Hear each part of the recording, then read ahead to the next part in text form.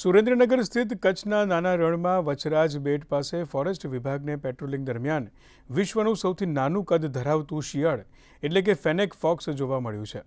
સામાન્ય રીતે ઉત્તર આફ્રિકાના સહારા રણમાં જોવા મળતી આ પ્રજાતિ ગુજરાતના રણ વિસ્તારમાં દેખાતા વન્યજીવ પ્રેમીઓમાં કુતૂહલ સર્જાયું છે.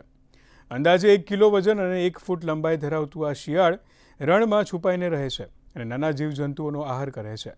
ગુજરાતમાં શિયાળની સંખ્યા ઘટતી જઈ રહી છે, ત્યારે આ દુર્લભ પ્રજાતિની હાજરી પર્યટકો અને સંશોધકો માટે આકર્ષણ બનશે. ભારતીય લોકડી એટલે કે ઇન્ડિયન ફોક્સ બંને જોવા મળે છે. હાલમાં જ એમની પ્રજનનની જે સિઝન છે પૂર્ણ થયેલી છે અને નવજાત બચ્ચાના જન્મ આપેલા છે. તો જ્યારે બી ફેરણામાં નીકળીએ ત્યારે લોકડીના બચ્ચાઓ સારી એવી સંખ્યામાં આ વર્ષે આપણને જોવા મળે છે. એટલે કે નોંધપાત્ર રીતે આ વખતે લોકડીની સંખ્યામાં વધારો થયો હોય એવું અમારા અનુમાન અથવા અમારા જે ફેરણા છે એના અવલોકન પરથી અમે કહી શકીએ છીએ.